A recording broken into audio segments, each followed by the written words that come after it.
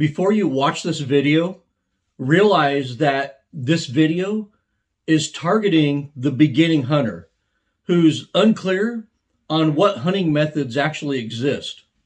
To my knowledge, there isn't a YouTube video available that explains the different methods of big game hunting in detail. This video was specifically made to fill that void. There are two basic ways to get an animal within ethical killing distance. Either you get them to come to you or you go to them. There's also 5 distinct methods of big game hunting that we utilize in order to accomplish this. We have spot and stalk hunting, blind or stand hunting, still hunting, a driven hunt, and a hound hunt. Different areas and environments and species might require different hunting methods. And as a master hunter, you should be familiar with all of them, at least in concept. This video will provide you with a basic understanding of the 5 methods of big game hunting.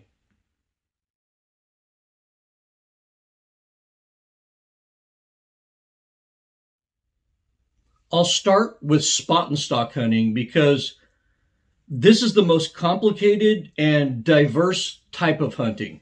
In essence, a spot and stalk hunt is simply locating animals, formulating a plan to get within ethical killing distance, and then stalking to the animal. There are generally 2 types of spot and stalk hunting: road hunting and glassing. I'll talk about road hunting first because this is the most misunderstood and probably misquoted method of hunting. Road hunting does not mean shooting from a vehicle or shooting at animals while you're standing in the road. That's not what road hunting means. Road hunting is nothing more than driving around a hunting area in a vehicle while scanning the environment for animals. Once a suitable animal is spotted, the hunter needs to leave the vehicle, stalk to the animal, and take an ethical shot. Road hunting lets the hunter cover a lot of ground in a short period of time. The downside to road hunting is that you need lots of dirt roads in the area in order to do this effectively. This method is most effective at dawn and dusk when the animals are more active. Sometimes road hunting means scanning the ground for animal tracks rather than visibly seeing animals. Once a fresh spoor is spotted on the ground and located, a hunter pretty much leaves the vehicle and starts tracking that animal at that point. This is typical of buffalo hunts in Africa. This is usually how it's done, but I've used this effectively on animals like mule deer too. But here's why road hunting gets a bad rap, honestly. It's because sometimes you get very lucky while you're road hunting. Sometimes you spot an animal very close to your vehicle and no stalking is required. You simply exit the vehicle, get clear from the road, and you put meat in the freezer. Some more snobbish hunters among us look down on this practice, but it is an effective method of covering a lot of ground in an area. And, I know where I live, probably most of the successful hunters do hunt like that. Let's discuss the other type of spot and stalk hunting, and that's what we call glassing. Glassing involves driving or normally hiking on foot up to a really high spot and doing a detailed scan of a large area using binoculars or a spotting scope. Once using those optics and a distant game animal is spotted that you find suitable to hunt, you attempt to stalk within ethical killing distances of that animal and put it down. Glassing is actually a really effective method of locating game when you're hunting in more wild backcountry areas where, lack of roads and really mountainous terrain make covering ground difficult. In essence, you cover ground with your eyes using optics.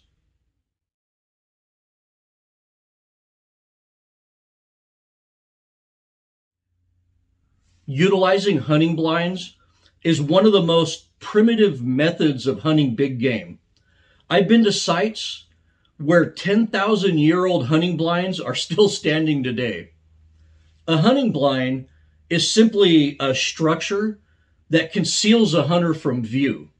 They could be as simple as a ground blind made of natural materials in the environment, or they could be as elaborate as an elevated building with heating and furniture in it. A stand puts a hunter in an elevated position with a better field of view of the area. Tree stands in particular offer superior visibility and they're less susceptible to scent issues. Stands and blinds are generally set up over bait or a food plot. The goal with this type of hunting is to make sure that the animals come to you. Although common back east and most of Europe, baiting animals is illegal in most Western states, so hunting with blinds for big game isn't really common there. But hunting with blinds and stands doesn't always involve bait or food plots. Blinds and stands can also be used in more wild natural areas by using them at the edge of like a natural clearing where animals might feed or they might be rutting. They can also be set up along game trails, water sources, or migration routes if it's legal to do that in the state you're hunting in. In the United States, hunting with a blind is often associated with the canned hunting operations in Texas or some of those private property owners back east that attract deer with bait. And this is given this type of hunting a certain unsportsmanlike or unethical stigma attached to it. But regardless of how you feel about it, stands and blinds are effective methods of hunting in the areas where they're utilized.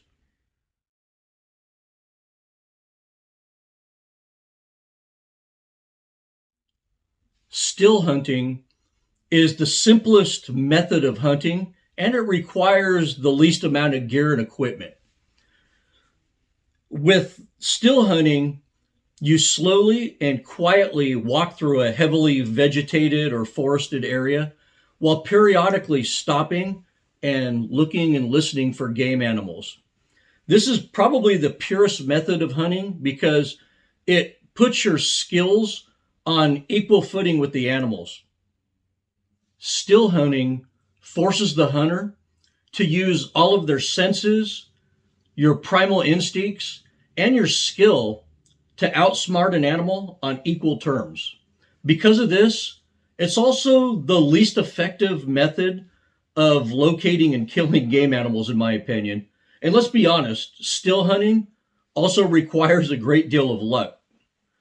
Most still hunting takes place in heavily forested areas where animal spoor is present. What you look for in these areas is game trails, feeding areas, and bedding areas. I've taken many animals still hunting over the years, and all of them were very close offhand shots taken very quickly. For this type of hunting, you really need a low-powered optic or iron sights only on your rifle. A high-power scope is just not your friend for this type of hunting. I often switch to still hunting during midday when the animals are less active and they're not moving around as much. They're not out in open areas feeding, or they're bedded down. So still hunting is an effective way to hunt in the middle of the day. But I enjoy this type of hunting the most because I get more exposure to nature while I'm doing it. And I often encounter animals that I just probably never would have seen with another hunting method. I also get a more profound sense of personal gratification from that type of hunt.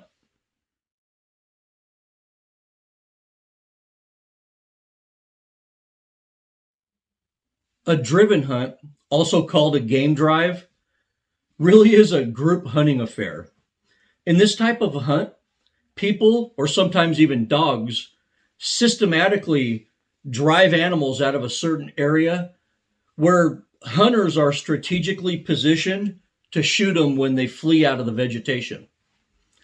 Driven hunts are extremely popular in Europe for just about all game animals, and they're popular in the eastern United States for hogs. These are usually organized and highly effective for shooting large numbers of animals very rapidly. But to be ethical during a driven hunt, shooters participating in these hunts should be skilled at shooting moving targets because most of the animals that you shoot in this type of hunt will be in full sprint.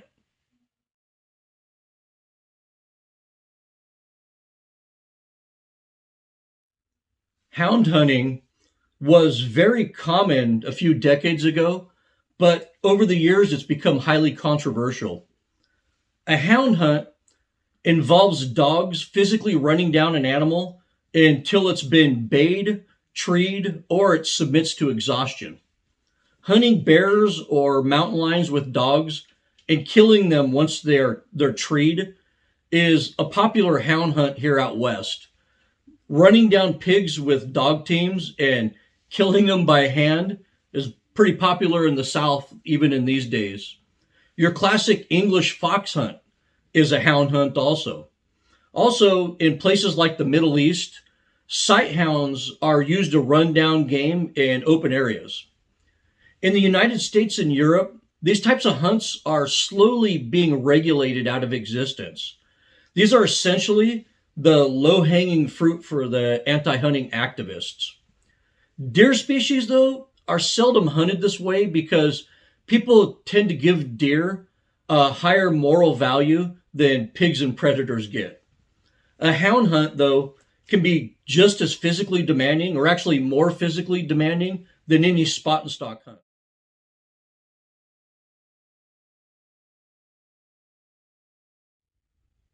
New hunters are usually quick to get their rifle, bow, gear, and hunting licenses.